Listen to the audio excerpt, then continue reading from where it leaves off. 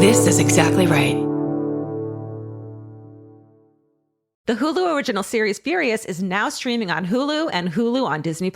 Starring Emmy Rossum as Alice Black, Furious follows a rookie FBI agent on the hunt for Catherine, played by Lola Pettigrew, a mysterious and calculating female serial killer. While Alice upholds justice, Catherine kills for it, terrorizing the rich and powerful men of New York in her pursuit of vengeance. With secrets that change everything, Alice discovers there's a thin line between hunter and prey. Watch the Hulu original series Furious. Now streaming on Hulu and Hulu on Disney Plus for bundle subscribers. Terms apply. Goodbye. I'm Nancy Glass, host of the Burden of Guilt Season 3 podcast. This is a story about a horrendous situation that destroyed 2 families. It's a scorched earth war that shows just how far someone will go to get what they want. Cindy said I had to choose between the truth and my family, and I had to choose the truth. Listen to Season 3 of Burden of Guilt on the iHeartRadio app, Apple Podcasts, or wherever you get your podcasts. I'm Stephanie Young. The hit podcast Love Trapped is back with new updates in the case of Laura Owens. This is CR 2025, State versus Laura Owens. I think she really believes that she still has an out. I'm quite confident that they're up to something. We're following the case live as the criminal charges finally come to a conclusion. Trust us when we tell you, as the victims of Laura Owens, she will not stop. Listen to Love Trapped on the iHeartRadio app, Apple Podcasts, or wherever you get your podcasts.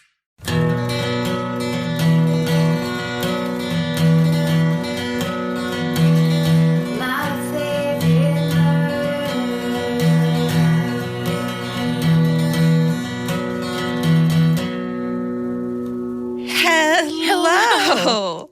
And welcome To my favorite murder. That's pink-haired Georgia Hardstark. Thank you. That's black-haired, brown-haired Karen Kilgariff. It's kind of we're doing a summer brunette. Yeah. Dear listener, we got on our staff meeting this morning.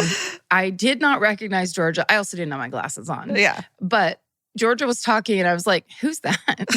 And it was because she had bleach blonde hair. Yeah. Bleached orange. I'd call it a light orange. Was it? Uh-huh. Not in a good way. It's just from my faraway eyeballs. But now the final process has taken place. Yeah. I did my hair completely like baby pink. Yeah. It looks Full great. head. Like I had the stripes. Thank you. It's something I've always wanted to do.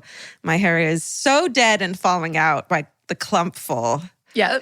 But I love it. And it's going to, it's going to do more than anything, and this is really why I did it, is it's going to make me put my makeup on in the morning and put something cute on because I'm just such a schlub lately. Sure.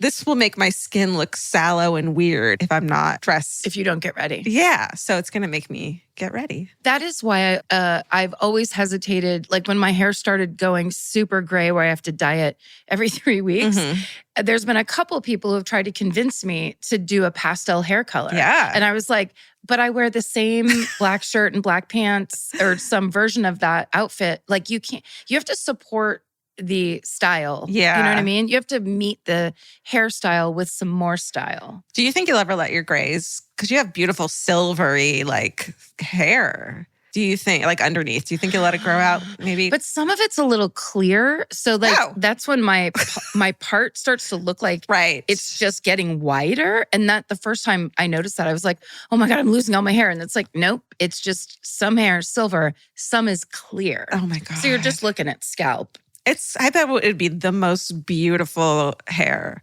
Like, I bet it would, it's like what, you see girls like nowadays who are like 23 and they dye their hair gray, like as like a silvery gray. And you're like, what are you doing in 20 years? You're going to wish you didn't fucking have that anymore. Right. Although I think part of that look and part of the beauty of that look is then they have like perfect skin. Of course. Where if you have cracks and crevasses in your face like I do, it's like, oh yeah, a gray-haired lady. I think it'll just age me 15 years. So I'm going to hold off. That's smart. Until I get to that point. Wait 15 years. Okay.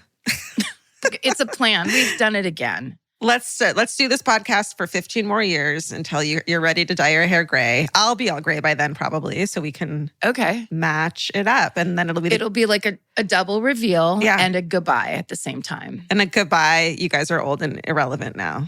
Perfect. Wait, sorry, we're not now? speaking of which, I joined TikTok.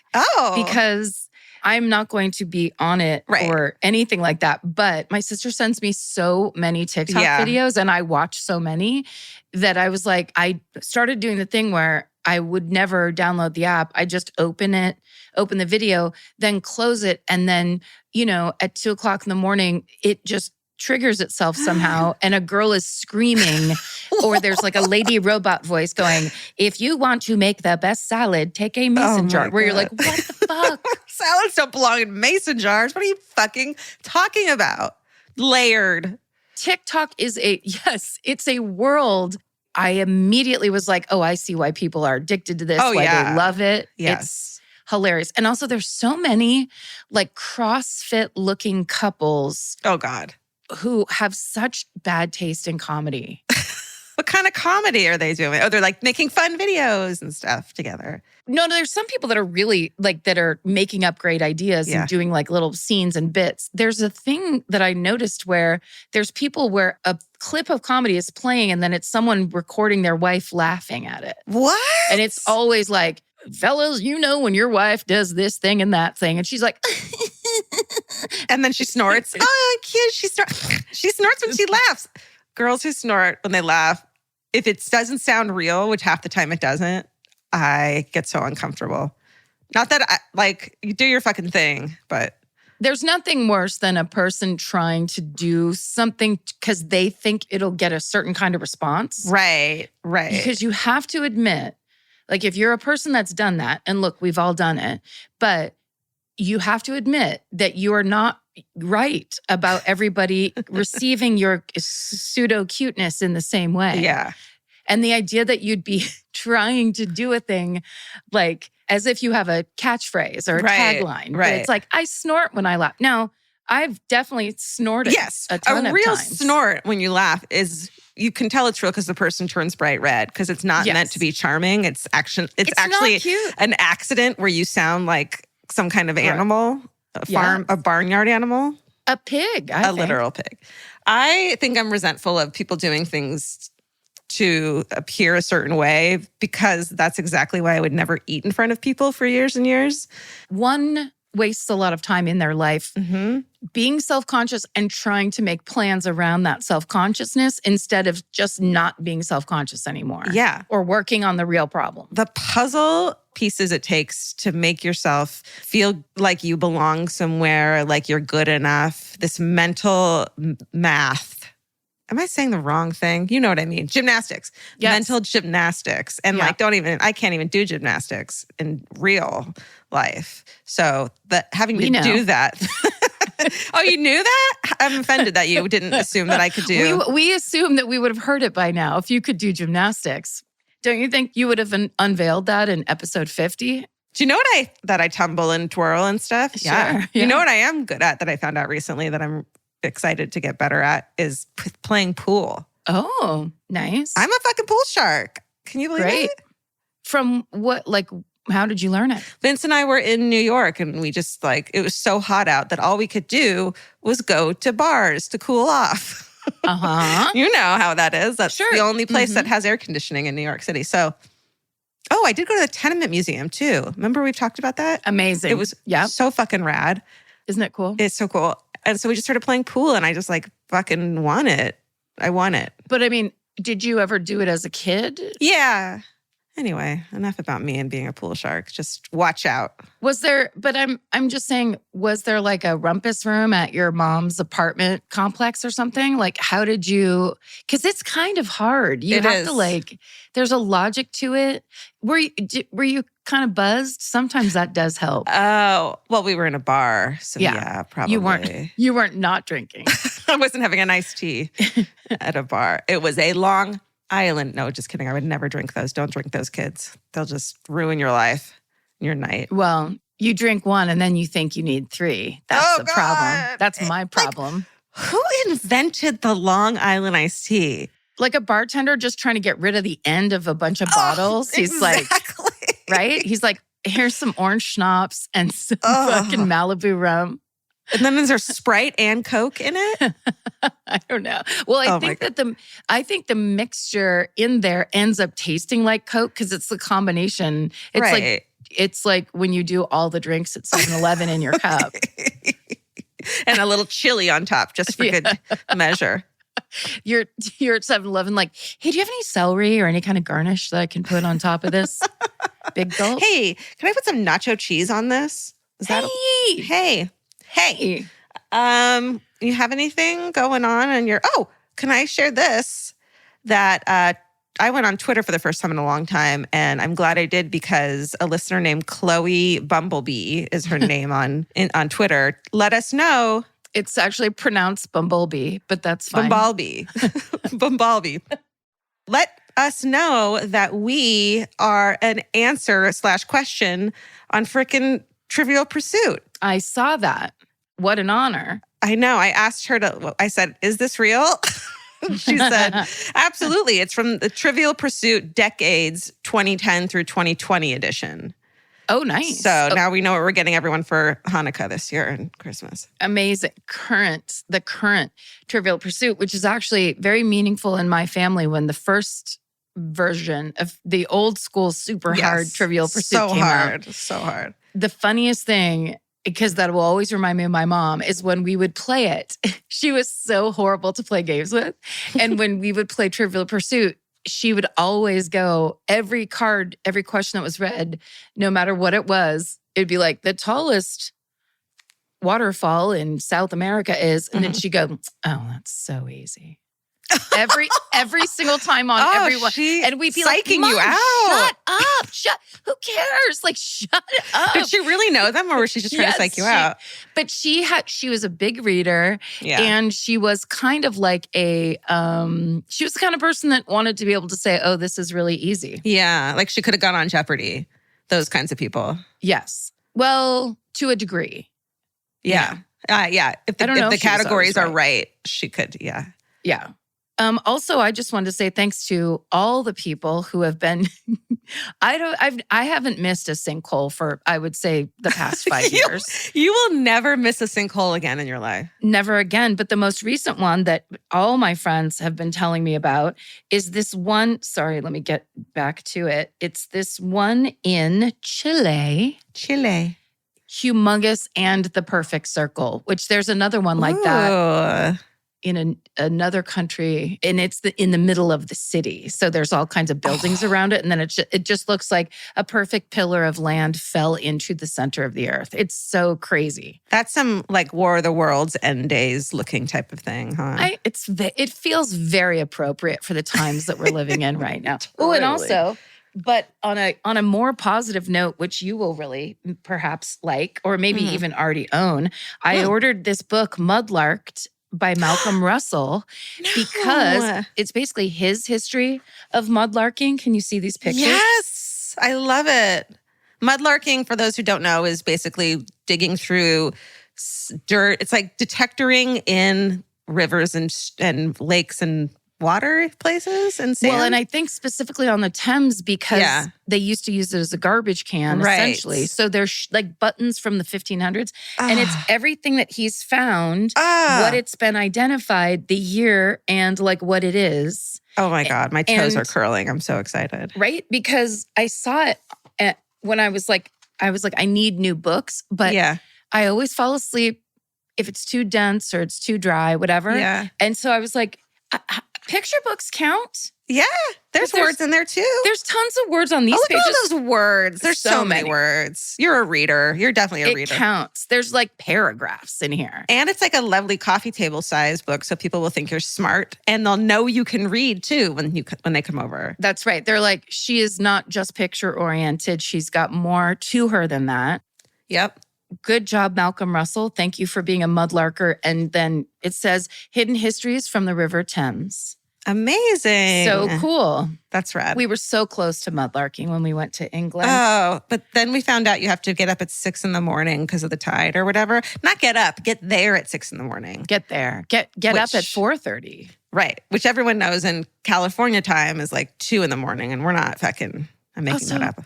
I kind of sat with the idea of if you're going to go do this, it's going to smell like your least favorite thing. Fish. Right. Or even worse, the entire time.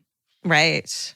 But imagine you're all these sacrifices that you're making, walking along, and then you just pick up an old button with some sort of wonderful symbol on it. And it ends up in a museum. It belongs in a museum. Where people come to see them. I read a really good book recently called God Shot by Chelsea Biker, Bieker. And it's basically this little girl whose family kind of joins a religious cult. And it's not a true story, it's fiction, but it's written really well and really beautiful and moving. Awesome. And fucked up because it's a cult in a lot of ways. I highly recommend it. Love a cult story. Yeah. Okay, so long ago I told you about The Other Ones, which is the hilarious story about a mother and daughter whose the husband dies and then they find out he has a secret family and that are like the exact opposite of them. Yeah. And it has truly one of my favorite and the most hilarious people, Lauren Socha, that plays like the, quote unquote, trashy sister. She's so funny. And then Siobhan Finneran plays her mother, and that's the woman who was on Downton Abbey, is like the kind of evil Irish governess. Remember her? She's such a good actress. So anyway, they have a season 2. It's wonderfully satisfying. Okay. If you need a good British comedy. I do. I always do. 2 seasons. You're so good at picking British comedies too. Ooh, did you watch the Victoria's Secret documentary? I didn't. I heard it was really mind-blowing. It's really good. It totally focuses on Epstein and the like connection between the evil overlords at Victoria's Secret and how creepy that whole company is and all that stuff. Yeah. It's called Angels in the Outfield.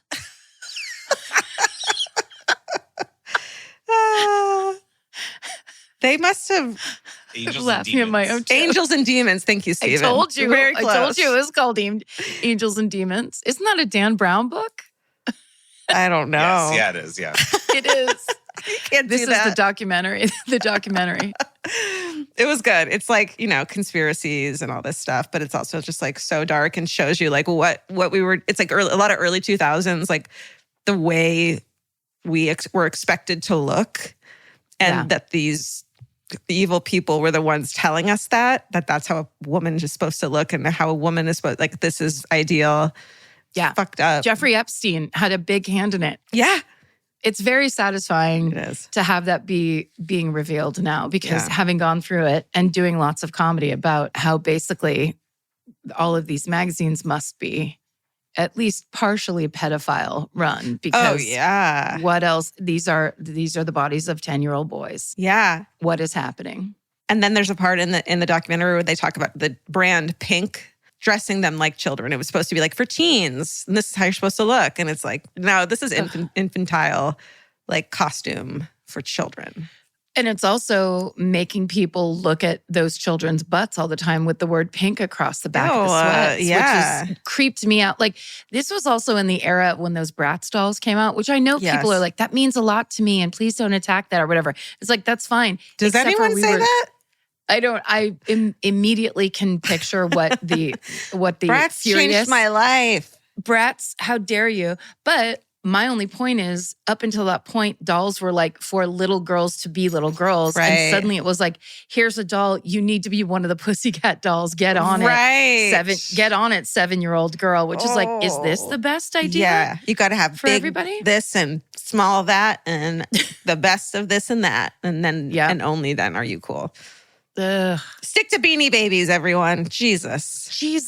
Could you just leave everyone else alone, please? I know. Can you stop picking on people who snort when they laugh? It's none of your business. Sorry if we're so cute. Yeah, I'm sorry. I'm adorable when I threatens you. Oh, one more. Did you watch the show about the Stainers? About Carrie Stainer and Steven Stainer, who was kidnapped as a kid? There's a fucking documentary about it.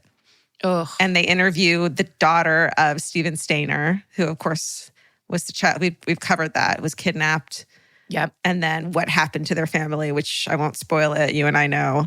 Because we also talked about Carrie Stainer. Yeah, Carrie Stainer. I mean, it is that poor family. It is horrifying to think of the surviving family members. Truly. It's so sad. Well, they're interviewed in it. Let me find out what it's called. You know who's also in it is Parker Lewis Can't Lose, because he played Steven Stainer. I know my first name is Steven. Yeah. I was a kid when that made-for-TV movie came out, and we saw the commercial like every day when we were watching cartoons after school. Oh my God. Horrifying. Mm-hmm. The documentary is called Captive Audience. Ugh. It's really more about the media and how they went after this story to the detriment of Steven's mental health and his family. It's just like a really sad story, but it's really good. Amazing. Yeah, that does sound good. And sorry, you said that was on Netflix? It's on Hulu. Great. Should we do a little network biz before we get into this actual podcast? Yeah, let's do some Exactly Right media highlights. So on Wicked Words this week, Kate Winkler-Dawson's talking with reporter Nate Eaton about the Lori Vallow Chad Daybell case in Eastern Idaho. It was made famous on the Dateline podcast, Mommy Doomsday. And that case is, I believe, still finishing up being either tried or the sentencing, but unbelievable story. Horrifying story. Truly. Yeah. But on a lighter note, this week on Bananas, Kurt and Scotty welcome comedian and America's Got Talent semifinalist Jackie Fabulous. And speaking of bananas, check out our bandana. Cool. Good job. I'm full of beans today. Our bandanas, t-shirts, leashes, and collars for your dogs and cats in the MFM store at myfavoritemurder.biz. Gov.com. And then also, just so you guys know, every week we record an extra hometown story each that's exclusive for members of the fan cult. It's called the Mini-Sode. So you can check those out, including all the ones from the past, however, 2 years we've been doing it. If you join the fan cult at, again, myfavoritemurder.biz.gov.com. If you aren't already a member, please check that out. You get some cool merch when you join as well. And there's like access to all kinds of fun videos and chat rooms and and forums and stuff. It's a fun time. Chat rooms? Yeah. AOL, www. Get on there and catfish your friends in the chat rooms. I just showed my age. I'm Nancy Glass, host of the Burden of Guilt Season 3 podcast. This is a story about a horrendous situation that destroyed 2 families. It started more than 7 years ago when Cindy and Kenny were 2 40-somethings who had just gotten engaged. Days later, they walked into a scorched earth war they never saw coming. Turn around and place your hands behind your back. The cops came into my house and threw me in jail.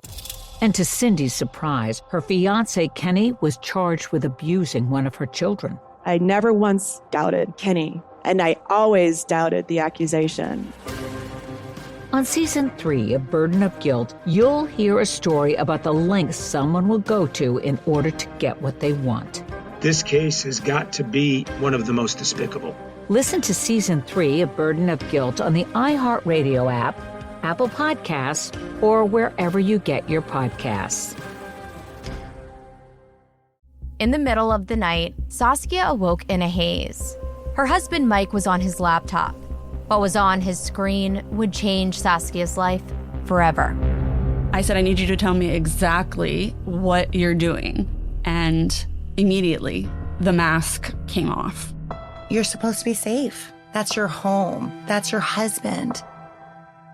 Listen to Betrayal Season 5 on the iHeartRadio app, Apple Podcasts, or wherever you get your podcasts. Hey, Portlandia fans. Carrie Brownstein and Fred Armisen here. The dream of the 90s is alive in podcast form. We're launching Podlandia, AO Rewatch, our brand new podcast where we revisit every episode of Portlandia together, breaking down sketches, going deep on our iconic characters, and pulling back the curtain on how it all got made. And we'll also be joined by the people who helped bring it all to life. Guest stars, collaborators, and friends, including director Jonathan Kreisel, the mayor himself, Kyle MacLachlan, legendary musician Amy Mann, and many more. Kyle is going for it here. You fully improvised not just words, but a song. Well, I thought you were all going to write a song. I remember you thinking that. Listen to Podlandia, AO Rewatch on the iHeartRadio app, Apple Podcasts, or wherever you get your podcasts. So that's it, right? We're ready to start? I think so. That was quick. Let's do it. Let's do it. You're first, right? I think the reason I'm being pushy about starting, and I am first, yes, is because this is a classic true crime case. I haven't covered one of these in a while, and it makes me nervous because they're just so awful. Okay. And this one is especially terrible. Of course, we say that every time. Yes. They're all incredibly terrible. And actually, I've had a couple people suggest this story to me. So let's get into it. Okay. This is the murder of Milly Dowler. So it's Thursday afternoon, March 21st, 2002, around 3 p.m. in Surrey County, England. Sally Dowler's sitting in her office. She's a math teacher at the same school that her 2 teen daughters, 15-year-old Gemma and 13-year-old Amanda, who they call Milly, attend as students. So at the end of that school day, Milly stops by her mom's office to ask permission to go ahead and go home early instead of waiting to catch a ride with her mother and sister. It's very common for her to take public transportation. She's been doing it for years. She's done it a lot before. So Sally has no issue with this, and it's not an unusual request. So it's basically that Milly doesn't want to have to wait around for an hour and a half for her mom to finish up work. So she's just going to go home with her friends. So she leaves. She boards a train with several of her schoolmates, and they get off at Wilton-on-Thames, which is one stop before the station that's closest to Milly's house. So her and her friends get snacks at the station cafe. And then around 3:45, Milly calls her dad and says she's on her way home and that she'll be there in a half an hour. She begins the short 15-minute walk along Station Avenue in Walton. And it's basically just a straight shot home. She's made the trip 100 times before, but sometime in the moments just after she says goodbye to her friends, in the broad daylight of an ordinary Thursday afternoon, Milly disappears without a trace. That broad daylight thing is so chilling. It's so scary. What year? Tell me what year this is again. Sorry. 2002. Okay. So as Milly's sister Gemma would later say, at that very moment that Milly left the station on March 21st, the Dowler family was sent to hell. It's such a tragic story about what happens to this family and this case. And it's so extreme. You know, we've heard lots of bad ones, but this is one of the worst. Wow. In terms of family, yeah. So they're a very close-knit family. Bob, who's the dad, is, a man in a house filled with what he calls sassy women. His wife, Sally, is an avid gardener who's also very into fitness. They both share a deep love of music and, of course, a deep love of their daughters. In 2002, Milly is just coming into her own as a young woman. She's 13, so she's very independent, sometimes even stubborn, like any teen. She loves to play the saxophone. She loves to sing. And she's the kind of teenage girl that tries to teach her father the choreography to Hit Me Baby One More Time. She also often leaves notes for her sister Gemma, telling her how much she loves being her sister. So Gemma and Milly are really close, even for teenage girls. It's really saying something. It's a hard time. Definitely. So every single day after school, the sisters come home at whatever time they come home. Then they go hunker down in the living room and they begin their ritual of watching the TV shows Home Away and Neighbors. So on this day, when Sally and Gemma finally get home around 4:40, Gemma kicks open the passenger door, runs into the house calling for Milly, and Milly doesn't answer. So they just assume she's not home yet. So Gemma and her mom just figure that Milly made other plans. She maybe went to a friend's house after school and told the father about it when she saw him. But when Sally asks Bob where Milly is, he says the last he heard from her was she was leaving the station to head home. So they realize that was a while ago and she should have been home by now. Yeah. At first, Bob is annoyed. He's assuming that she just didn't communicate with him and now he can't get her on the phone. So he gets into the car and he drives that straight route, that she would have been walking, but he doesn't see her. He decides then to stop at one of Milly's friends' houses nearby, but they haven't seen her either. And of course, Bob's frustration quickly fades to concern. Yeah. It's just not sitting right. So he drives back to the house and Milly still isn't there. So they start calling hospitals to see if something happened to her. She was in an accident or something. but no one named Amanda Dowler has been checked in. So now the Dowlers are incredibly worried, and Bob calls the Surrey police.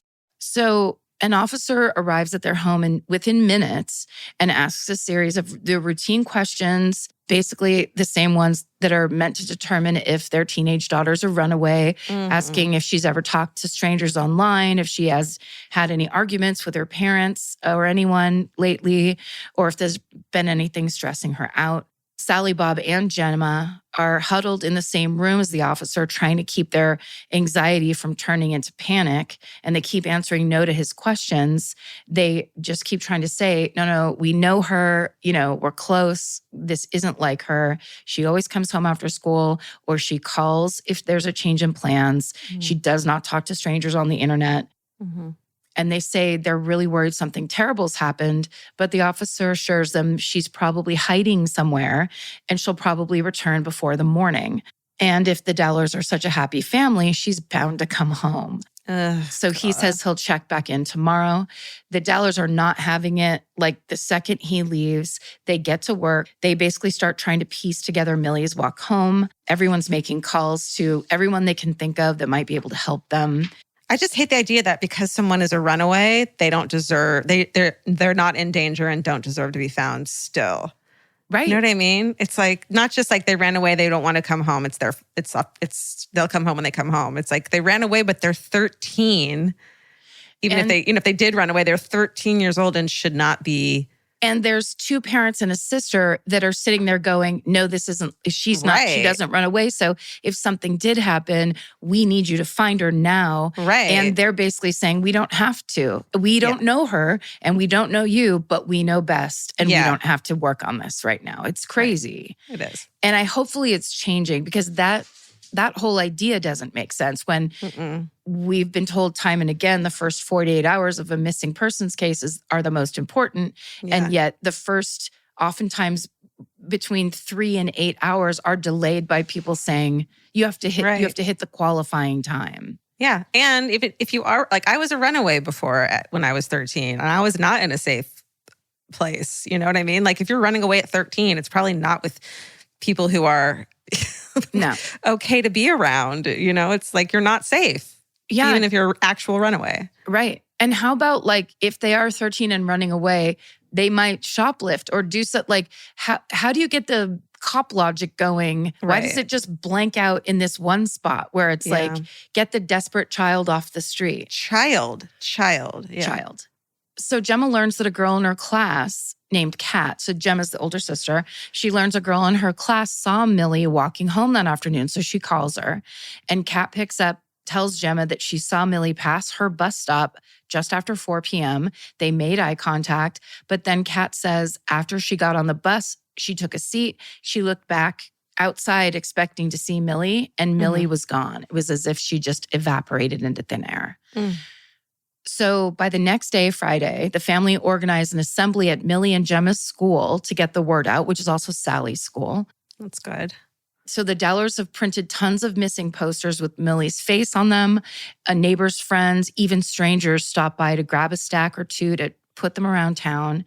There's people who are traveling for the upcoming Easter holiday, so they take them to post outside of Surrey County with the hopes of just getting the net spread as wide as possible. The Surrey Police Department's efforts certainly pale in comparison to the Dowler family.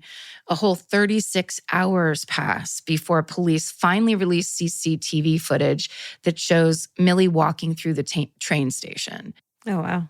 The hope in releasing this is that there will be a tip coming in from the public, but the problem is that they've released this footage, but they have not set up a tip line. So you just have to call the regular. Oh, no. Yeah. No dedicated line for people that have information. Yeah. It'll be 3 days after Milly's disappearance before the police distribute a missing poster of their own, and one that includes the official tip line informations. Wow.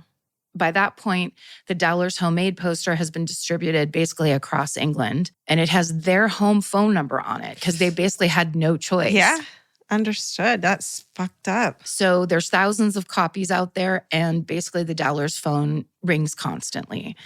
March 24th, Milly's been missing for 4 days. And by this point, the Dowlers are beyond worried, of course. Each second that passes without word from their daughter and their sister or any real leads that might point them in her direction is excruciating. So they're just hoping for any news that might point them in any direction toward Milly. Yeah. Sally, the mother, is trying her daughter's cell phone constantly. And at this point, it's such a routine practice that basically her mailbox becomes full. So she that happens pretty quickly. And then she just kind of calls and hears the voice again that's saying the mailbox is full, but she just keeps trying just in case, her daughter might pick up at some point. But then this one day she calls, and instead of that automated voice saying the mailbox is full, the phone rings and rings. But Milly doesn't pick up. But instead of the automated message, Sally can leave a new message. So suddenly the mailbox is not full. So Sally can't believe it. Like, this is finally a development. Something has changed. She's filled with hope. She calls friends and family, telling them Milly might be checking her voicemail. But then hours pass, then days, nothing ever comes of it. It's basically another lead that dries up and leaves them kind of more hopeless than before. So they do stay vigilant. It's March 27th now. 7 days have passed since Milly was last seen, and it's Sally's birthday. And that night, the BBC runs a story on Milly's disappearance, and that report instantly catapults the investigation and the Dowler family into the public eye, where they will end up staying for years. Oh my God. They talk about this child being missing, and it's over 3 weeks. After she goes missing. And that's when it finally makes the news. That's awful. So despite the Dowlers' hard work, all the press attention, the pleas for tips from the public, there's few leads. And then on September 18th, 2002, 183 days after Milly was last seen, the phone rings, and it's the Surrey police, and they're calling to give the Dowlers an update. Investigators tell the family that remains have been found by mushroom pickers about 20 miles from where Milly was last seen, and there's no positive ID yet. So, and I would like to submit that maybe this needs to change as well. How about you call when you have the positive ID instead of saying we found a body. Hold up. Yes. Now wait. It's torture. I mean, it's like it's insane torture for these poor people, where it's like if they don't know before, just wait until you know for a fact. There's no benefit. Right. And it's also like, then you're in that moment too of like praying it isn't, but it's someone's kid, praying it is or it isn't. And then the guilt that comes with that, and horrible. It's just a section of time that doesn't need to happen. Like it doesn't benefit anyone. Yeah. So the Dowlers watch the evening news where they cover the story and the fact that this discovery could be linked to Milly. That might be the one reason that they did it, is because the police knew it was going to come out on the news. So they wanted to warn them. That's true. There is that, point, counterpoint. I just proved myself wrong. But I just think like if you don't have to, and if there's some way to control that news, which there should be. Yeah. So the family thinks maybe it's not her. It could, of course, be someone else. And until the body's identified, there's hope that she's still alive. But that hope doesn't last long. The next day, the Dowlers get the news that investigators have determined through dental records that those remains do, in fact, belong to Milly Dowler. So the Dowlers' beloved, charming daughter and baby sister will not come home. And they find this out on Bob's birthday. Oh, God. Yeah. So, of course, the discovery of Milly's remains instantly turns this case into a murder investigation. And at the same time as this is happening, there have already been a series of gruesome attacks in Surrey and southwest London, and they are also on the investigators' radar. So in one of them, the victim's 19-year-old Marcia McDonnell, and in the other, the victim is a 22-year-old student from France named Amélie Delagrange. So both of these young women have been bludgeoned to death with hammers, and they're about the attacks happened about a year and a half apart. McDonnell in February of 2003 and Delagrange in August of 2004. And they were both attacked while walking home from the bus stop at night. So in between that, in May of 2004, just a few months before Delagrange's murder, 18-year-old Kate Sheedy also suffered a horrific attack. But the difference is Kate Sheedy survives. Oh. So she's walking home yet again from a bus stop at night when she notices that a man in a white van is watching her. So, of course, Kate's immediately creeped out and she crosses the street to basically get away from that van.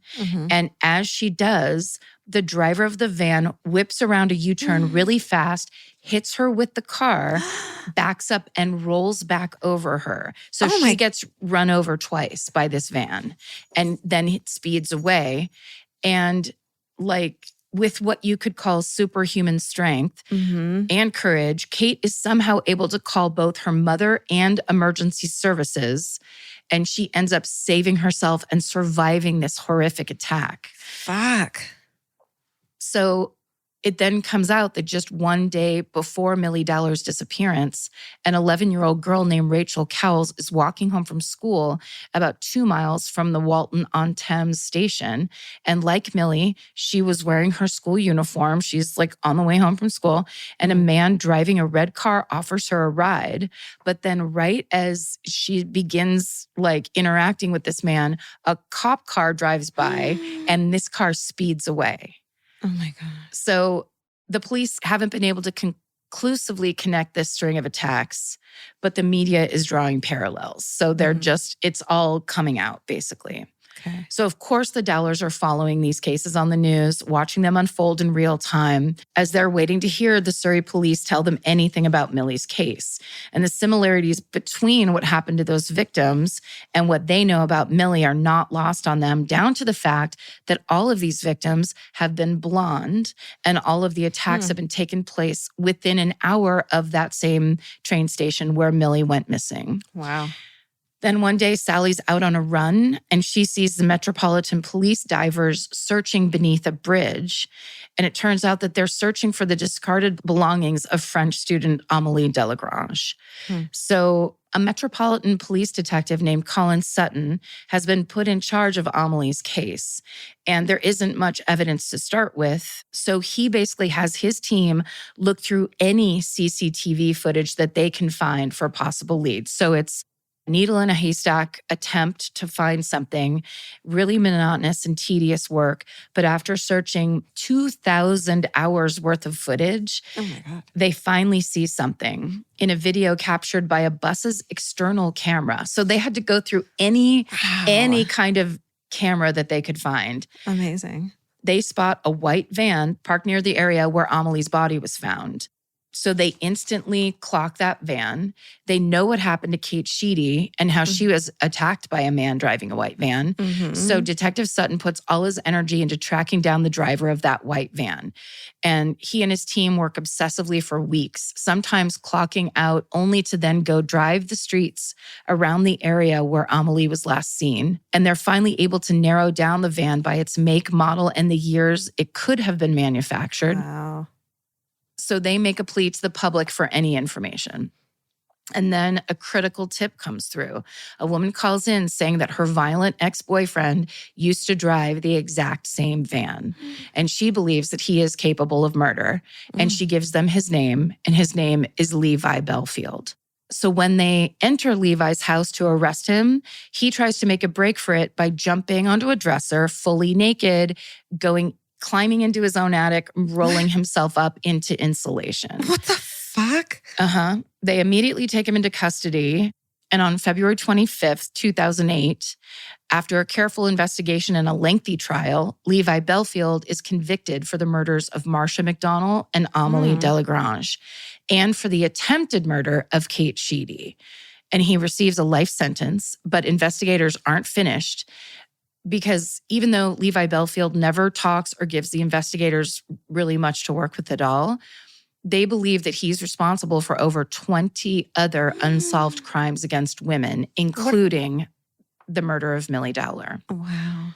So Basically, 2 years pass before the Dowler family is told that prosecutors have built their next case against Levi Belfield. So in March of 2010, he's charged with Milly's murder and the attempted abduction of 11-year-old Rachel Cowles, which was the day before Milly went missing. Mm-hmm. There are a few key pieces of evidence, and though they never track it down, investigators managed to link Belfield to a red car spotted on CCTV from the area where Milly went missing. And that car matches Rachel Cowles' description of the red car driven by the man who tried to abduct her. Also, Surrey police get a huge tip from Detective Colin Sutton. While diving into Belfield's record, Sutton sees that around the same time as Milly's disappearance, Belfield rented an apartment just steps from the Walton-on-Thames station. The Dowler family is in disbelief when they learn that Surrey officers had knocked on that apartment door 10 different times in the years since Molly vanished, but no one ever answered and no one ever followed up. So it's logical to assume that not coming to the door 10 times when the cops are there would indicate that maybe the occupant wants to avoid talking to the police for some reason. Yeah. They could have contacted the property's landlord to get the name of who lives there. They could have looked up if he had a record to see if he had a history of violence against women or any other obvious reason why he's not answering the door, but nothing was done. So on May 4th, 2011, this new trial begins, and it is the understatement of the century to call Belfield's defense lawyers aggressive. They treat the Dowler family with extreme callousness, particularly during excruciating cross-examinations of Sally, Bob, and Gemma. The defense reads straight from Milly's diary, exposing the young woman's innermost thoughts in an attempt to use her words to paint Sally and Bob as neglectful and uncaring parents. Like, what the Like, fuck? that has anything to do with this guy murdering her at all. Totally. I don't understand what the angle is. Is that that he's innocent? No, it's that it's her own fault. It's their fault. Yeah, I don't know. Baffling and horrifying. Horrifying. They try to paint the picture of Milly as a troubled young girl stuck in an unhappy home, so here's just a couple things that the defense did to support this bizarre and really horrifying strategy. Belfield's lawyers tell Sally that her daughter may have run away because Milly believed that Sally loved Gemma more than her. The defense's questioning causes Bob to actually break down on the stand after he is forced to talk about how he was an early suspect in his daughter's disappearance, which is basically you have to clear the family. Yeah, That's right. pretty standard. Right.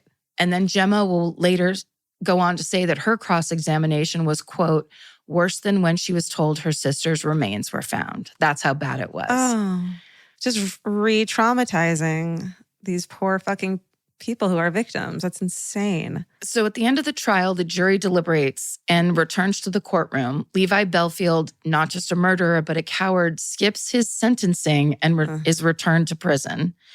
And when the verdict's read out, Sally and Gemma Dowler collapse, guilty on both counts. And Levi Belfield will receive an additional life sentence, which is a first in British criminal justice history. So they just tagged one on of like, you're a horrible serial killer and we know it. Yeah. Yeah. So after the trial, Bob stands on the courthouse steps and gives a statement saying that the trial had been, quote, a truly mentally scarring experience on an unimaginable scale. And that, quote, my family has had to pay too high a price for this conviction. In July of 2011, the Guardian newspaper publishes a bombshell report. It alleges that the newspaper, The News of the World, which is a tabloid, that the journalists from that tabloid illegally hacked into Milly's phone just days after she vanished in 2002 and even deleted messages once her inbox filled up to make space for new ones. Oh my God. Pause for a second. So they were like, they hacked it. Horrible. They listened to all the voicemails. Horrible. They made room for new ones to see what they could find. Yeah. Like baiting people. Yeah. And getting more for their stories. Oh my God. And just as a sidebar, I believe that Piers Morgan had something to do. He was a journalist there at the time. And this is a newspaper owned by Rupert Murdoch. Right. So it shouldn't be a surprise to anyone. It's just surprising how low they can go. Well, what's really surprising is, so the Dowlers, of course, remember this. And they remember, Sally thinking it was meaningful and it was positive, when in fact, the News of the World journalists had been recording every word of their increasingly panicked messages to their daughter. So they were trying to make a story out of it from her phone, from the inside, and and listening to how those messages were. I mean, it's so sickening. Well, what's great about this is the British public is absolutely disgusted. Mm-hmm. It's not only, of course, illegal, but it runs the risk of destroying invaluable evidence in the early hours of a missing persons investigation. News of the World journalists actually shared some of that information that they got from Milly's phone with the Surrey police. And so the public is not only furious at the newspaper, but with the Surrey police, who never questioned or investigated how these journalists were able to acquire information from this missing girl's phone. So these revelations that were reported in The Guardian reverberate around the world and usher in a conversation about British media ethics, or lack thereof. Mm-hmm. People know that it isn't just the News of the World, it's an extreme version of the cold, parasitic, and ruthless British tabloid culture at large. But even then, even the fact that this is something that a lot of people, in England and kind of they're known for it and people there are used to it, this hacking of Milly Dowler's phone is a step too far. The British public is furious, and News of the World owner Rupert Murdoch realizes that the reputation of the 168-year-old newspaper can never recover from the scandal. So he fires most of the 200 employees and shuts the newspaper down. Fuck. Yeah. Just based on this one. They've probably been doing so many horrible things for so long, and this one was the last straw. It's just beyond the pale. It's beyond. I mean, you have to think about what if the dad had left messages and those were deleted? I mean, then the police would have thought he was lying about it. You know what I mean? It's just, you're totally tampering. But the police knew. They were on the inside. The whole thing is so dirty and ugly that it's almost like the average person in England was just no, just no. It's like making a tragedy just craven. It's so disgusting. So it's wild.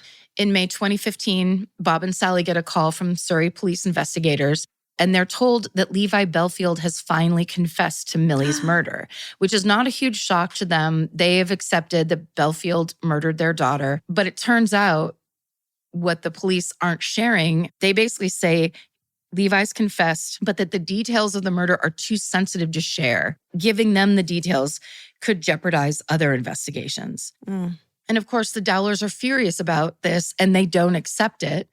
So if Levi Belfield's confessed, then they need to know the full extent of what he said, because for 10 years, they've been kept in the dark by the Surrey police, and they want to know anything and everything about what happened to their daughter. Yeah. And as they're used to doing at this point, they push and push over the next several days.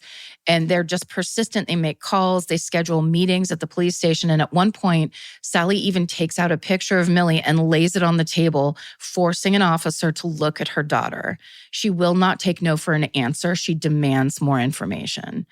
And the Surrey police finally are forced to share details with the Dowlers. And they're horrific, of course. The Dowlers are sickened with the new wave of grief and horror for Milly, but they don't want to sit with this information because each day that goes by, they know that this story could get leaked to the press, and that then it would be this time bomb that's waiting to go off that the press could interpret and say whatever they want or lie, or, they've clearly had this horrible experience with them, so they don't trust that this is going to get treated in any decent way.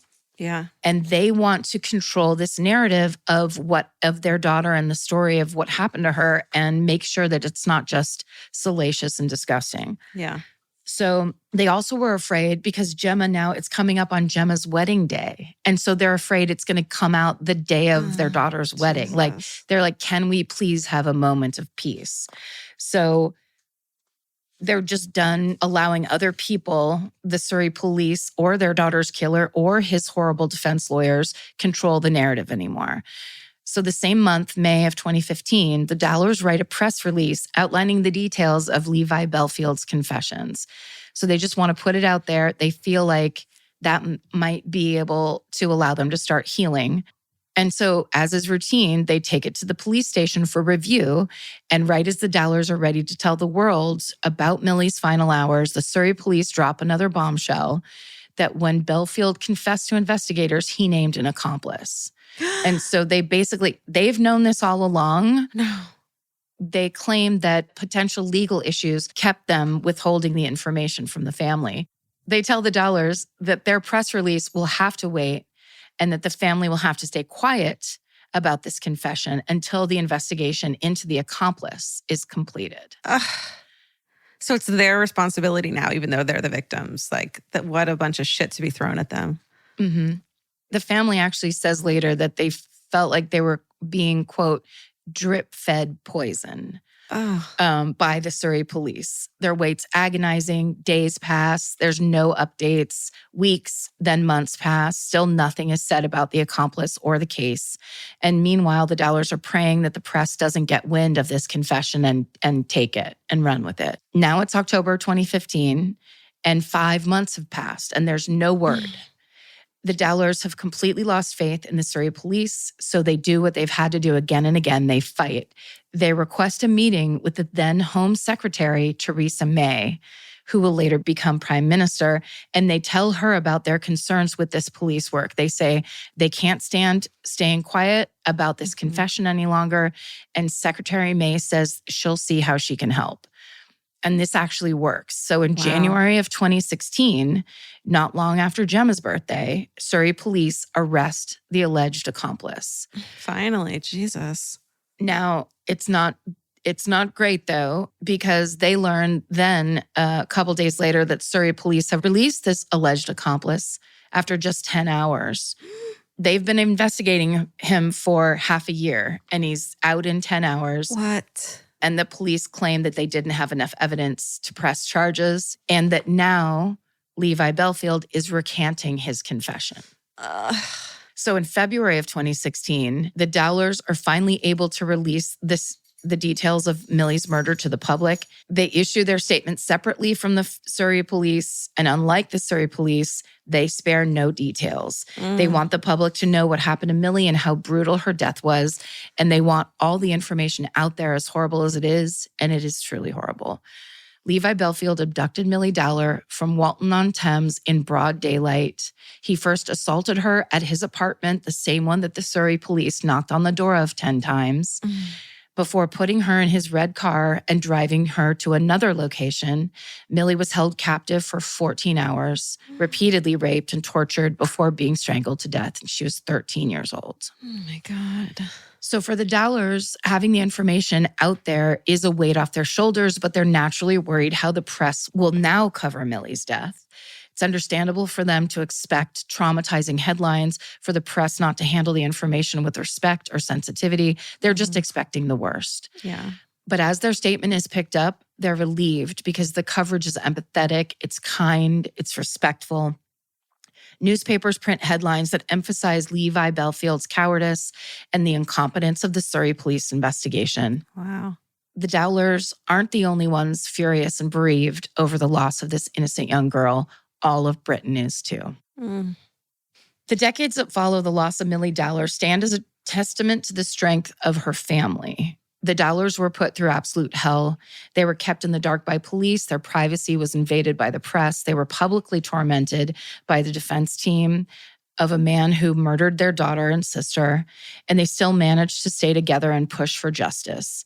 None of this is lost on them. They've explicitly said how they had to, quote, fight all the way in the darkest moments of their lives. In June 2017, Gemma published her book, My Sister Milly. It's the culmination of her family's experience since Milly went missing in March of 2002. She writes in it that, quote, if Milly hadn't been such a great little person, it would have been easier to let her pass. But she was exactly that great. And as the emblem she became, Milly has an immense power. I use that power in the hope that telling our story will help stop other families suffering what happened to us. And that is the horrible story of the murder and subsequent media failure of Milly Dowler. Wow. What a twisty-turny story. That's so horrible. You were not kidding.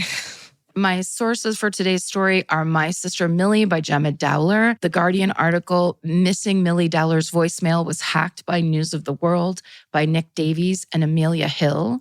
Those two reporters broke that story like it would have never been. No one would have found out about it if it wasn't for Nick Davies and Amelia Hill. Manhunt, the real life story behind the ITV drama by Lauren Turner for BBC News.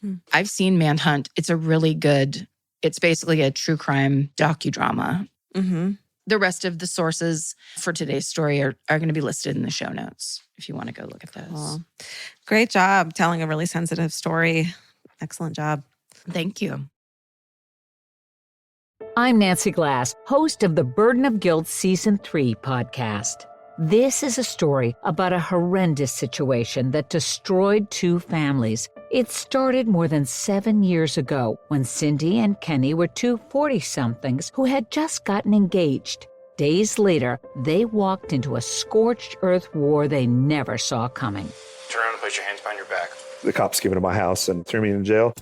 And to Cindy's surprise, her fiancé Kenny was charged with abusing one of her children. I never once doubted Kenny, and I always doubted the accusation. On Season 3 of Burden of Guilt, you'll hear a story about the lengths someone will go to in order to get what they want. This case has got to be one of the most despicable. Listen to Season 3 of Burden of Guilt on the iHeartRadio app, Apple Podcasts, or wherever you get your podcasts. This is Chelsea Handler from Dear Chelsea. Every week, the news gets worse, the world gets crazier, and Yamanika is here to tell whoever's responsible, you're the problem. Do you know I just found out who Sydney Sweeney was? If he got a bunch of women, then I should have a bunch of men. Do better or do less so I don't have to do so much. I'm Yamanika, and I'm out. Listen to You're the Problem with Yamanika starting on July 15th on the iHeartRadio app, Apple Podcasts, or wherever you get your podcasts. Joy is essential, and it's also elusive.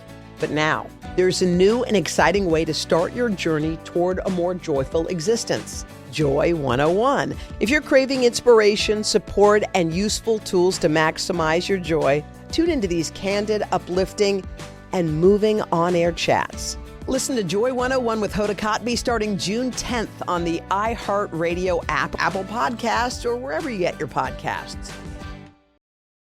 Well, speaking of cults, I've got a culty story to tell you today. I'm going to tell you today the story of Ervil LeBaron, a.k.a. the Mormon Manson. Oh. Do you know this one? I do not. I literally recently found this out like a couple weeks ago and had never heard of it and couldn't believe it. It's wild. So the sources used in today's episodes are a BBC article written by Brian Wheeler, a Time Magazine article, a Los Angeles Times article by Gary Abrams, Washington Post article by Miriam Berger, and a Daily Beast article by Louis Beale, etc., etc. Show notes. Okay, first, a little history lesson. And if we were doing this as a live show in Utah, I would stand up, as you like to do, to present a history lesson. You'd get really into it? I'd like have a, what's it called? Whiteboard. A whiteboard, a pointer. Yeah, all the things. Maybe like a microfiche with an overhead projector. Oh my God, we need that. New office. Let's get one of those in there.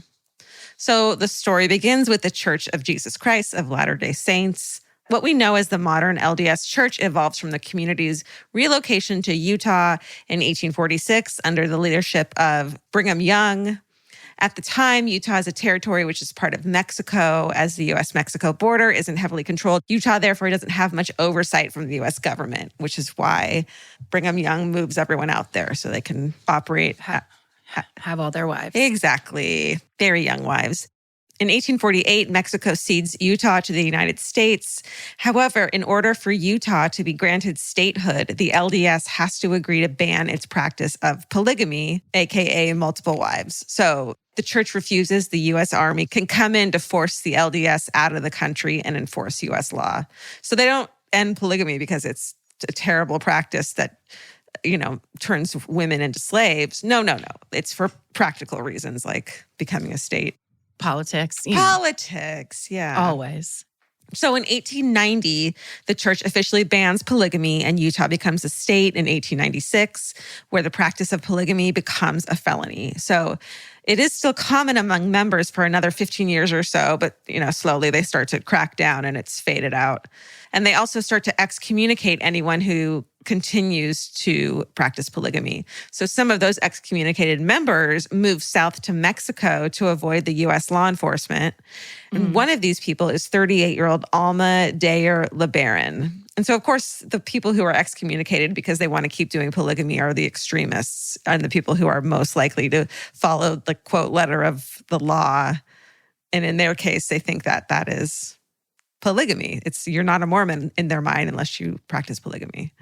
Well, and I'm sure this is because of some doing a show in Utah, and we've talked about stuff like this before, but it was one of the original, as I believe Brigham Young or maybe Joseph Smith in the early days, as they were developing, it was like God came to me and said, I get to have more wives. Remember? So it was this thing where it was like canon in the religion, but then it was like one guy's idea of you know what I need? Let's add this. more wives. Right. And it feels like lately, especially, a lot of the Mormon content that we have been given, is the horrible documentary on Netflix right now, Keep Sweet. Oh, I have it mentioned in this. Yes, Keep Sweet and Obey is an incredible documentary about a family that's similar. But I was just going to make the point that there are also some really lovely Mormon families that are like, that's the weird old version, and that's not what we're like. This isn't Mormonism. This is using the name Mormonism or the title or the religion Mormonism to justify some really horrific actions. So by no means are we saying that this is indicative of Mormon people as a whole. Great. So I just want to throw that out. No, I'm glad you did. It just seems like not just here, but everywhere. It's like, Well, it's the same thing where it's like, I don't identify at all with Hasidic Jews, and they don't with me either. It's a completely different religion than the one I was raised in, even though it's still Judaism. It's not the same thing at all. So I'm glad you said that. Yeah. This is literally about this really fucked up family more than anything. Well, no matter what religion you are, if you're heading down to Mexico to escape the heat or the, too much attention, too much interference, that's the beginning of every, what's happening cult story. Yeah, for sure. Exactly. Let's go somewhere where the government can't put their hands on our wives or whatever the fuck. I don't know why they're from the South, but move to Mexico. One of these people is 38-year-old Ervil LeBaron. So the family is the LeBaron family, LeBaron. Great car. Great car. Great car, not related. In 1924, he moves to Guyana, Mexico with his 2 wives, 8 children, and his 10 siblings. And he establishes a farm called Colonia LeBaron, where his family lives off of the land. So he dies at 64 years old in February 1951, and the leadership of the community goes to his 3rd oldest son, 27-year-old Joel, which of course upsets the rest of the older brothers because clearly Joel is probably more responsible and less fanatical. I don't know. They're like, why not me, Dad? Again, why are we doing that accent? It's not relevant here. Joel appoints his younger brother, 26-year-old Ervil LeBaron. So Ervil, which just looks like evil. So it's too much of a coincidence. Similarity. Yeah. Mm-hmm. So he becomes the second in command. So Joel's in the front of the fucking command, and behind him is Ervil. And Ervil's 6'8". He is a towering and imposing, menacing basketball player. Yeah. Who is super duper fundamentalist and all the fun things that go along with it.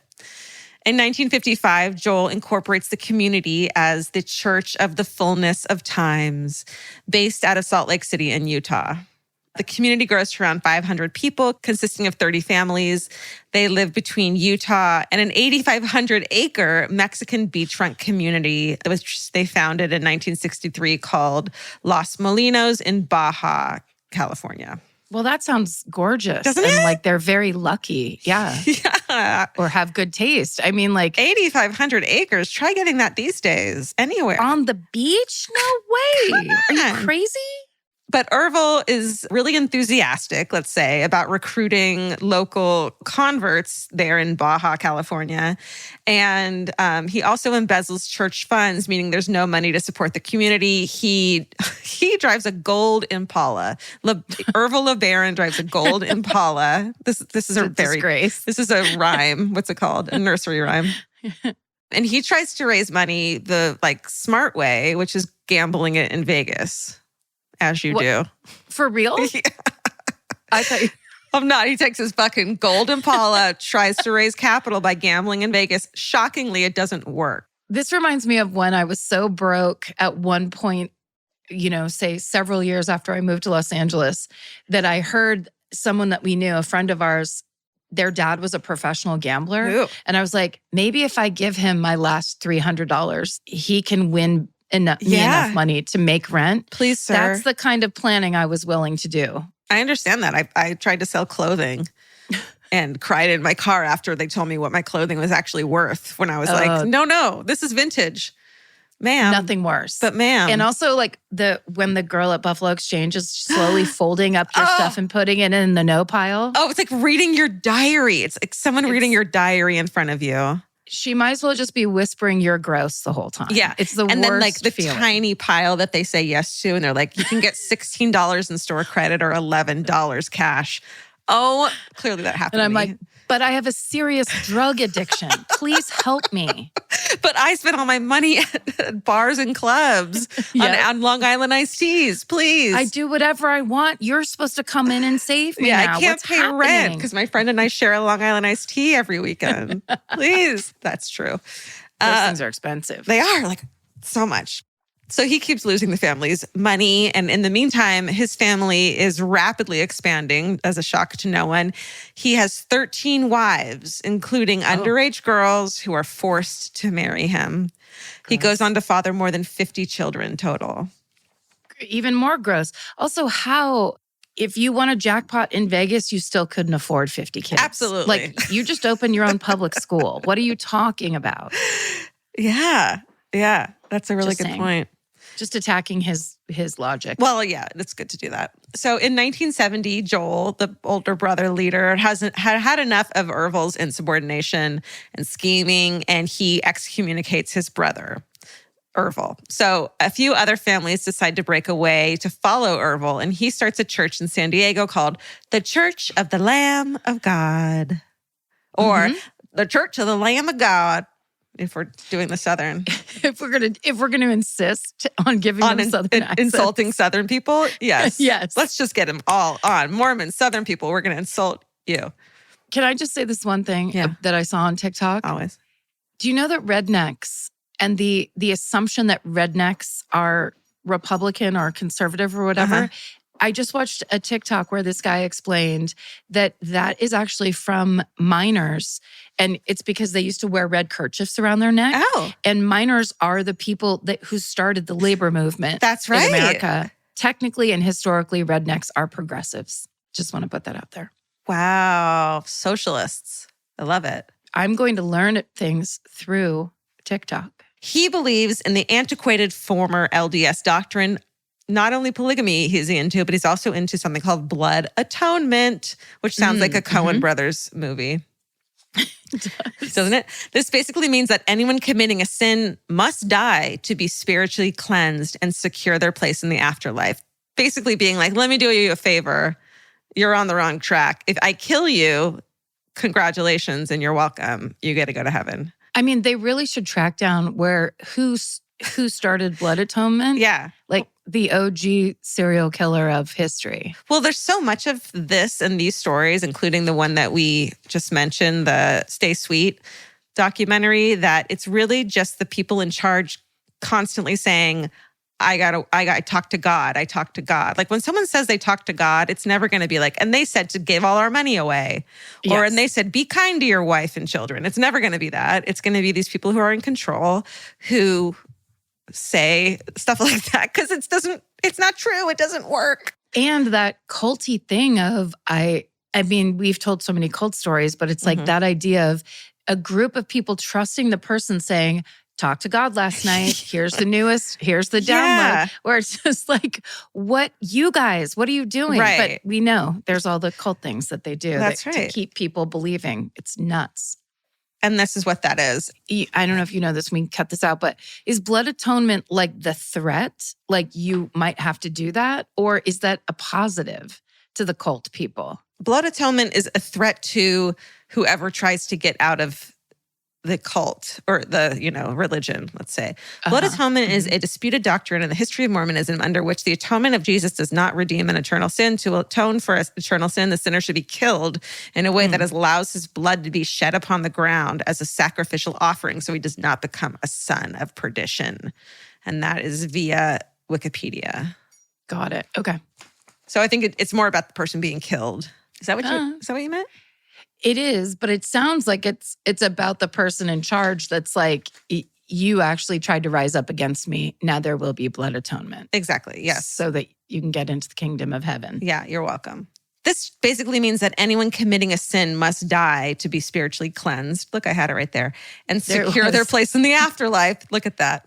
Right. And he makes it known that anyone who fails to accept him as the rightful head of the original church that is being run by his brother, he's like, now I'm in charge. If you disagree, you are going to be blood atoned. There shall be blood atonement. Got it. And then Ervil's like, hey, and I have someone great to go at the top of the list. How about my brother Joel, who excommunicated me? Oh, shit. Yeah, he's just like, I happen to have a list in my pocket. It turns out I've been thinking about this a little bit.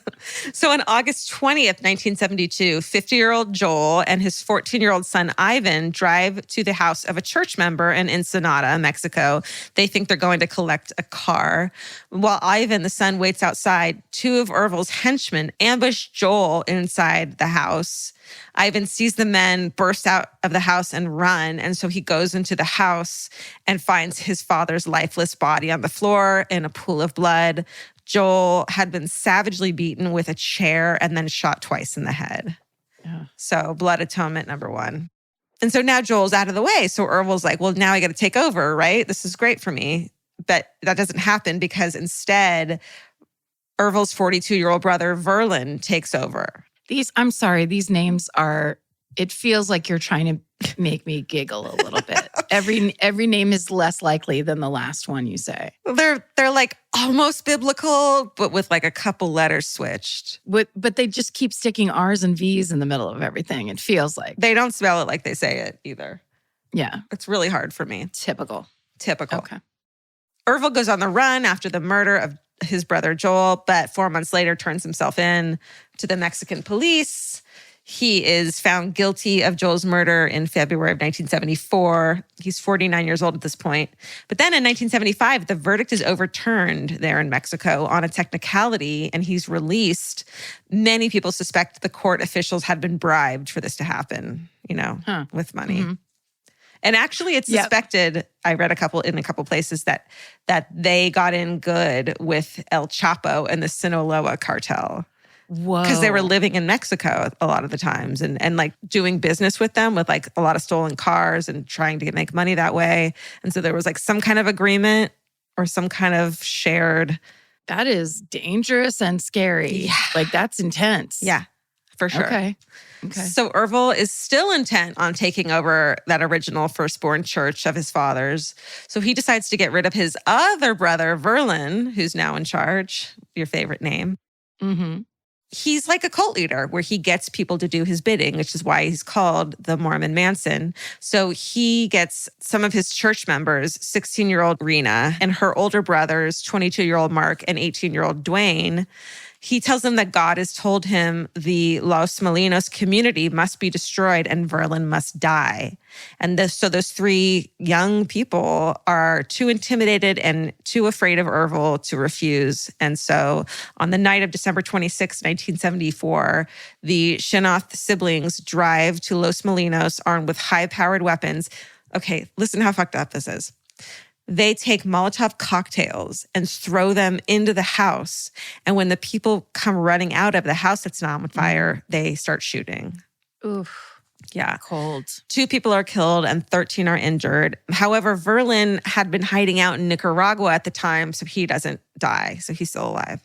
Ervil's super pissed about that, which is like, dude, you should have done some planning and checking in that case. Yeah, make a phone call. Yeah. Like, who's there? Hi, can I talk to my brother? No, I can't. Where's the main guy with a V in his name? And because there's like the second, the third, Junior, and they're all named the same name. So, but Ervil is arrested for orchestrating the raid, but he's released again due to lack of evidence. So some of Ervil's followers luckily become uncomfortable with what's going on, and they start talking about reporting him to the police. They become uncomfortable with people getting, like, running from fire and being mowed down. Yeah, they're like, wait a second. Hold on. Did God tell you? 30 wives, yes. Well, people being murdered is pretty bad. Okay. Yeah, it's very extreme. Yeah. So one of those people is a 35-year-old mother of 5 named Naomi, and it's Shanoth, which is one of the siblings. So when Ervil finds out what Noemi is planning, he assigns his 10th wife, plucks his 10th wife out of the lineup, 34-year-old Vonda White. Vonda, another V name. Vonda. Who is I do like that name. Do you, Vonda? It sounds like you're letting a girl be the lead guitarist of your band. Yeah. It's cool. Vonda Right? does the devil horns with her hand all the time. Vonda, is there a Vonda Shepherd? I think that's the name I'm plucking from the 80s. That's nice. Is it? And her name's Vonda White, which is like that is a rock and roll name. She chews gum all the time. Like she chews it in her sleep. What kind? Bubble yum or peppermint? Yeah, I think it's like a bubblegum flavored gum. Okay, gross. Those make me fucking nauseous. The kind that snaps, like you make little bubbles with your teeth. When they give you the polish at the dentist without asking what you want and do the bubblegum one, and I literally makes me sick. I've never had that happen. You've never had bubblegum flavored? Not bubblegum, but I did have that polish and that super gritty one. Yeah. I one time when I was like 7 or 8 asked my dentist if I could buy that. Because I loved it. I loved how it felt afterwards so much that I was like, Dr. Brown was the greatest dentist of all time. The kindest, best, with the softest hands. And I was like, when I was done, I was like, can I have some of that grit stuff? And can I get it at the store? And he started laughing. He's like, nope, only dentists get to use it. That was your first foray into buying drugs, I think. Testing it out. Fuck that shit, man. Yep. Get some fucking sea salt, crank it up, and put it in some olive oil, and rub those teeth. Ew. You gotta exfoliate those teeth. I've been chasing that gritty experience ever since. So Vonda is a friend who's the 10th wife of Ervil, is a friend of Noemi's, and Ervil's like, take her out. Because she's trying to escape with her 5 kids. So in January 1975, Vonda takes Noemi for just a quick drive up to a canyon in the foothills of the San Pedro Mountains, where she shoots Noemi dead and buries her in a shallow grave, and her body has never been found. We only know this because people admitted to things later. Mother of 5. Mother of 5. So horrible. Sad. In February 1975, now 50-year-old Ervil marries his 13th wife, who was involved in trying to help kill Vernon. So he's like, you did this thing, so now I'm going to marry you. Lucky you. But by the time they marry, Ervil has already been sexually abusing Rena for 4 years. Oh. Yeah, so it's a lot of that evil, rape and molestation of its children. This is what happens when there's no oversight into what religious groups and cults are doing, Well, and also when people are using that kind of, it's the power of God. Right. It's this other thing that wants me to be doing this thing. So let me do whatever I want. Yeah. Like it's never enough. So then it just keeps getting more extreme. It's horrible. Yeah. But not all of Ervil's wives decide to stay with him. As time passes, some make the brave decision to leave Mexico and take their children back to the United States to safety. Ervil finds out that one of his members, 36-year-old Dean Vest, which definitely sounds like a fake name. Vest, V-E-S-T? Dean Vest. Dean's a good name, I think. Dean Vest is kind of a hilarious name. If you were like... Into vests? If you were a bellhop. I see it's the 70s. I see a big gold belt buckle. Yeah. Yeah. It's like, I love polygamy written on it, etched on it, right? Entirely. So Dean Vest, so he finds out that this dude, Dean Vest, is considering leaving the church. So Ervil tells his 6 months pregnant wife, Vonda, at this point, Vonda's pregnant, to take care of him. Mm-hmm. So Vonda and her kids, who live out in National City, south of San Diego, where Dean visits often.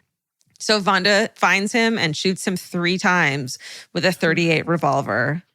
And she and her kids flee to Denver, Colorado, where Ervil has relocated with his followers. So super evil. So they moved back to the States. Yeah, they're moving constantly because it's so clear that everyone's after them. The feds are after them. What they're doing is they're onto them. They're just murdering people left and right. Yeah. I mean, it's insanity. Yeah. Okay. So in Denver, Ervil opens an appliance repair business, and he ordered his flock, including the children, to work unpaid for 16-hour shifts. Everyone except Ervil is living in poverty at this point in overcrowded accommodations, and they are dumpster diving to find food. Meanwhile, the business is flourishing. Of course, because he doesn't have to pay for fucking labor. And if anyone questions Ervil about like why this is happening, they're beaten. So there's a lot of physical abuse going on as well. Mm-hmm. Within 18 months, the business is so successful that Ervil opens similar stores around the country. In April 1977, Ervil's 17-year-old daughter, Becky, is 3 months pregnant with her second child, right? Yeah. She's ready to leave the community and she wants to go to Mexico to raise her children. She's unhappy with what her father is doing and she's considering going to the police. Before she can go to Mexico, she wants to go to Denver where one of her younger son is. I think they like to separate the parents or the mom with babies so they can kind of keep them under control easier. At least that's what happened in Stay Sweet in the documentary. Yeah. So Ervil tells her that 2 of his sons will drive her to Denver, no problemo. But just outside Dallas, the men pull the car over and they strangle Becky in the back seat before putting her body in the trunk of the car. Again, her body's never found. So it's a 17-year-old who's 3 months pregnant with her second child. And just the thought of leaving and going somewhere safe to raise her children in a safe place gets her murdered. Yeah. So then Ervil has his sights on this other dude named Rulin Allred. He's a chiropractor and homeopath, and he's a well-known leader of the Apostolic, you said? Apostolic United Brethren, and Ervil's pissed because he is stealing converts and embezzling funds in his mind. And so on May 10th, 1977, Ervil's wife, Rena, and her stepdaughter, Ramona, both 19 years old, walk into Rulin's clinic in Salt Lake City wearing disguises. They shoot Rulin 6 times with a .25 caliber pistol, but the gun is traced to Rena, but police can't locate her. However, Ervil's first wife, Delphina, contacts law enforcement. She's like, I'm fucking over this. She turns in Rena, saying she's hiding out in Mexico. So at Rena's trial in March 1979, the now 21-year-old, who's also pregnant, is found not guilty of murder based on insufficient evidence. So they just keep getting away with these hits. They're hits. They're a fucking mafia, you know? I wonder, and I'm not trying to be cute or anything. Do it. I honestly wonder if them working with the Sinaloa cartel, they picked up, like, here's what we do to intimidate people into doing what we want, or like, it could have been vice versa. But to me, a lot of that stuff seems like mafia, gangster, like heavy duty hitman shit. And it's classic stuff too. It's like Charles Manson, you know, depending on what you believe, never killed anyone. I mean, I'm sure he did, but in these stories and the things that they went to prison for, he wasn't even fucking there. Right. You learn these tactics that work really well, and it's very easy to turn those into religious, you know, into religions, quote unquote, and you think you're doing it for God, and you convince people who believe in God. But eventually you convince them you're God. Right. That's the story of every cult. It's like, it starts out, I've got this message. I talked to him last night. I'm your yoga teacher, but also, and then truly a year later, it's like, do my bidding, I am God. Yeah. That's why you shouldn't believe in anything at all, except TikTok. Right? TikTok dances. When are we going to have a My Favorite Murder TikTok dance account? No, it's too much pressure. And also we're old. Like, here's the thing. Yeah. Go on there and start to understand Excuse me, Karen. how truly... Oh, I'm sorry, Do you see how pink my hair is? People might actually... You know what? What? You might... You might convince some people that you're still 17. I'm a millennial by 6 months. I'm a millennial. Get me out of here. Waiter, there's a millennial in my soup. Okay. Where were we? It's so hard. It's so hard to be in the fucking world these days. It really is. These goddamn stories and TikTok and my encroaching age. I have a wrinkle above my lip that can't be covered anymore. Yes, it can. It's called Botox. True. I might just have to do the full face. Like, it's going to look like something from the Batman where it's like, here's my new face. You can't see it, but I'm pulling all of the skin on my face backwards. Karen can see it. Yeah, there you go. Oh, you look great now. Thanks. Yeah. And you can talk like this the whole time because your mouth doesn't work anymore. But I still don't leave my house. But you'll get big lips to compensate. Yep. Huge ones. Where were we?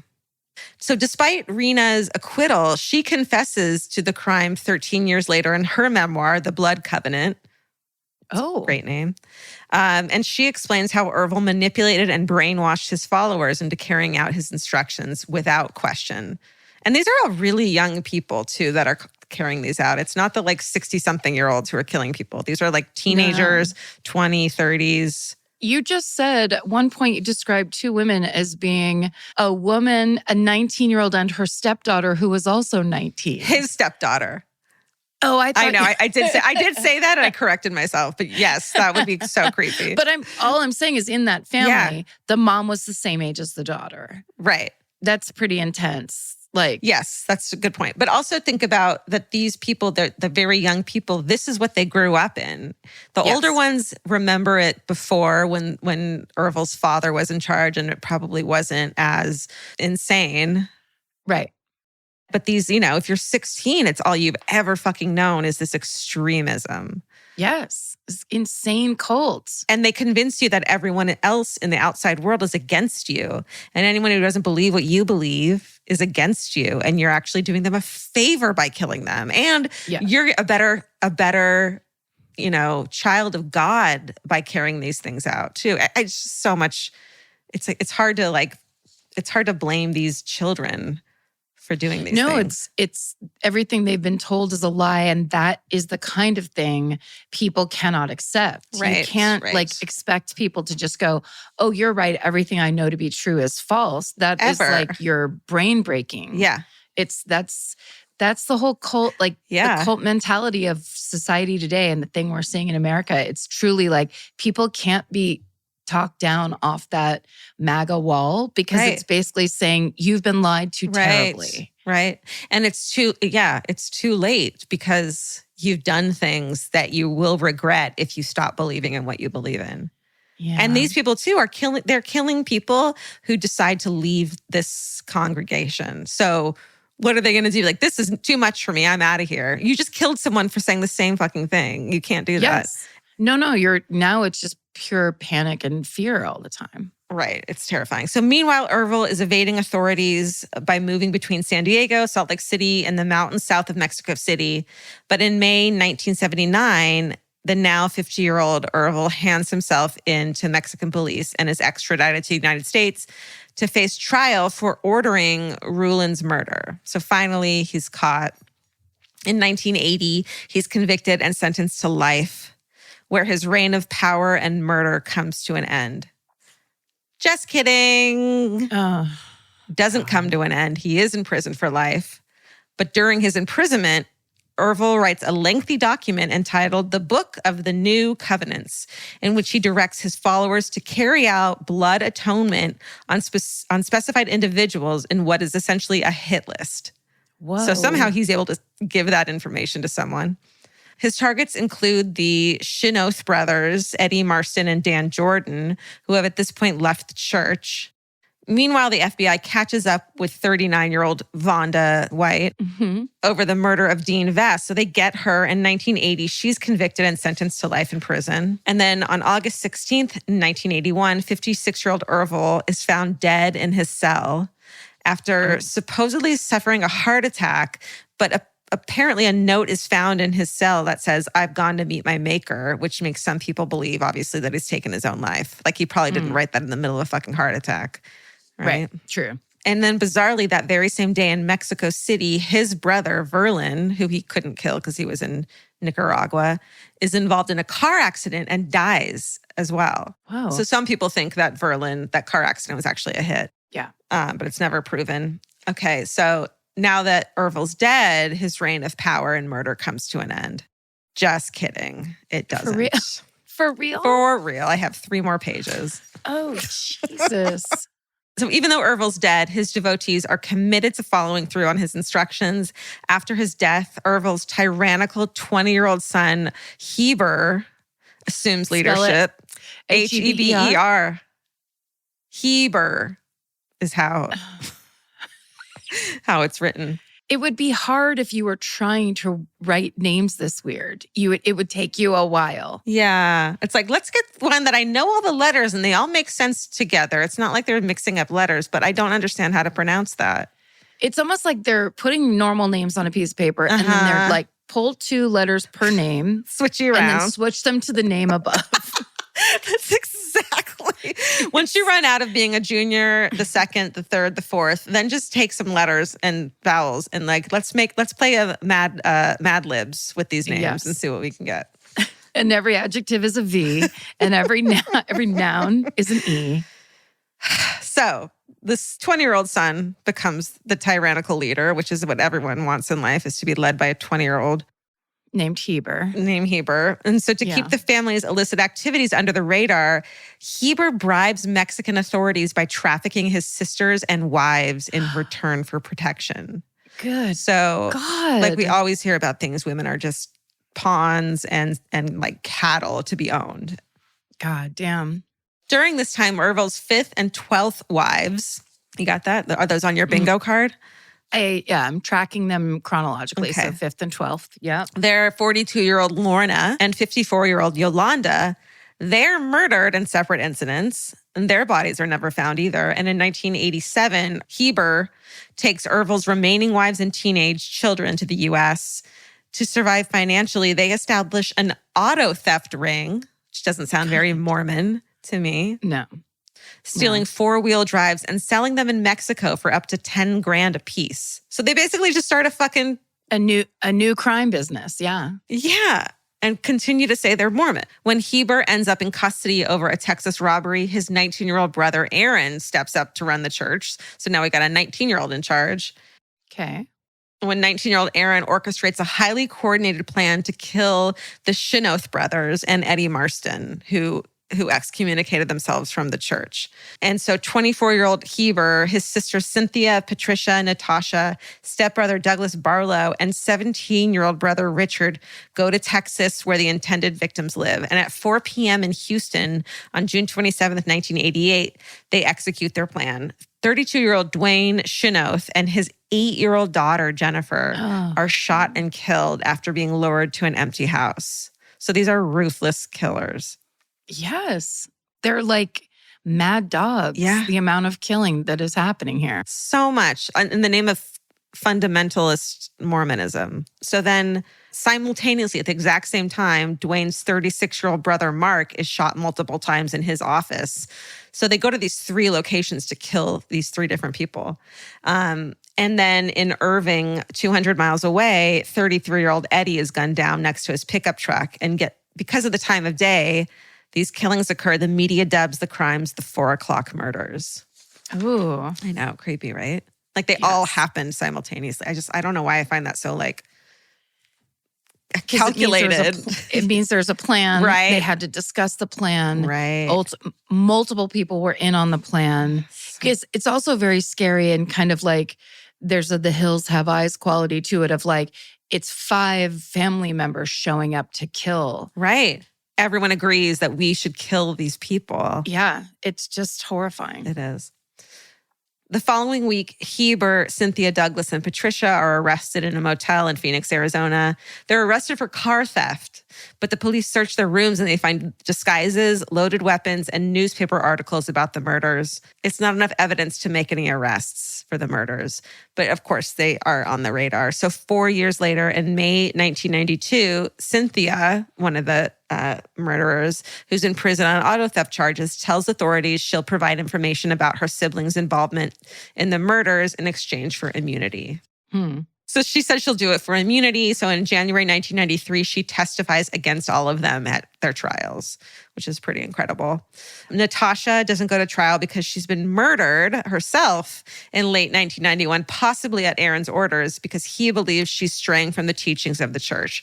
26-year-old Jacqueline is indicted but goes on the run. Now 29-year-old Heber, 27-year-old Patricia, and 31-year-old Douglas are all acquitted of murder but convicted on witness tampering and sentenced to life in federal prison without parole, which is funny because they probably would have got a lesser sentence for murder, which is infuriating. 21-year-old Richard makes a plea deal and is sentenced to 5 years because he was only 17 when the murders occurred. And even though Ervil has been dead for over 10 years by this point, the media dubs him the Mormon Manson. I mean, it couldn't be more accurate. I'm so almost done with this. This feels so long and confusing. There's so many names. You're talking about a family filled with murderers. Yeah. It's like beyond reason. It is. And I never fucking heard of this. I haven't either. In June 1997, 29-year-old Aaron is found guilty of racketeering conspiracy, and conspiracy to violate the civil rights of the victims, and is sentenced to 45 years in prison. Jacqueline's finally captured by the FBI. She pleads guilty to conspiracy. She's sentenced to 3 years in prison. It's like because they can't find those bodies, they just have to get them on a technicality, essentially. Exactly. Yeah. Not much is known today about either church or their leadership structure. It's all kind of secret, hush-hush. For many years, the LeBaron family and other former members of Ervil's church remained in hiding. But in 2020, the Utah legislature decriminalizes polygamy. Between consenting adults, the offense becomes a third-degree felony. And it's still punishable by prison time, but it's hoped that the change in legislation brings polygamy out into the open, because essentially when you criminalize something like sex work or polygamy, then the victims of crimes in those, are afraid to come forward. So by taking being prosecuted and going to prison off the table, then the victims can come forward and feel safe. So that totally makes sense. And it's by eliminating the secrecy, women who want to leave can do so as well, and they can have help, and also so they can report any abuse that's occurring as well and not be afraid of prosecution. So in recent years, Utah and Arizona have stepped up their efforts to enforce laws in fundamentalist communities where child abuse, domestic violence, trafficking, and exploitation are suspected to occur, hence that amazing documentary we watched. In her 2017 memoir, Ervil's daughter, Anna LeBaron, who escaped when she was 13 years old. She knew that at 14 she was going to be married off. And so this brave, badass woman escaped to go live with the Chinoth family, who were murdered while she was staying with them. So it's just this incredible story of how she was able to escape, which is such a rare thing. At 13, she had the wherewithal. Her mom wasn't even escaping with her. She was just out. It's incredible. Wow. So her memoir is called The Polygamous Daughter. So check that out if you're interested. She told the BBC article this: when you are so convinced that someone is right, that you are willing to do anything, and even if you disagree, if you are so afraid to voice that disagreement and you just go and do it, that's the ultimate control. And he had that. People did what he said to their own detriment. Even from the grave, he was able to control people and their actions. And that is the story of the Mormon Manson, Ervil LeBaron. I mean, that really is an insane amount of power to be dead and have people still conducting your business for you. It's unbelievable. And also, there's a whole podcast called Deliver Us from Ervil, which is fucking great pun. Amazing. Hooray. That's a recent podcast. And then there's a book by Sally Denton called The Colony. And that's about the recent massacre of women and children who were Mormon fundamentalists in Mexico that happened recently, where their cars were burnt. And I think she talks a lot about the fundamentalist LeBaron tribe as well. So check that out. Wow. It's called The Colony. It's so weird to hear about a story that huge, that scary, that like all over the place. Never, ever heard about it before. Well, same with yours. I never heard about yours either. I mean, well, that's another fucking 2-hour specialty just for you, served up. Well, I was just going to shut it down. We're done. Please do. We love you. It's so nice that you still listen to this podcast when we've been doing it like this for 6 years. Messy. We're messy.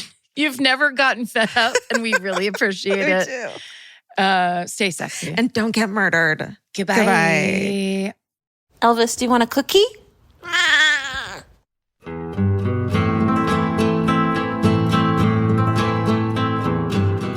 This has been an Exactly Right production. Our senior producer is Hannah Kyle Crichton. Our producer is Alejandra Keck. This episode was engineered and mixed by Stephen Ray Morris. Our researchers are Maren McClashin and Gemma Harris. Email your hometowns and fucking hoorays to myfavoritemurder@gmail.com. Follow the show on Instagram and Facebook at myfavoritemurder and Twitter at myfavemurder. Goodbye.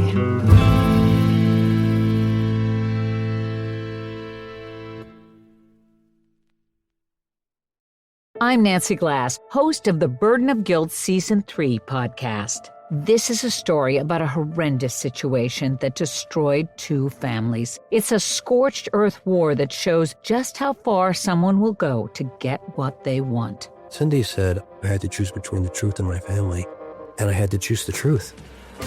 Listen to Season 3 of Burden of Guilt on the iHeartRadio app, Apple Podcasts, or wherever you get your podcasts. There was no anything inside those eyes. They turned black. It scared the hell out of me. People, wake up! I'm the one that saw the murder take place by Krivak and DePippo. Anthony DePippo showed no signs of remorse, appearing unfazed after being sentenced to the maximum. I said, I'm not guilty. I'll take it to the grave. Listen to The Devil's Quarry in the Bone Valley feed on the iHeartRadio app, Apple Podcasts, or wherever you get your podcasts.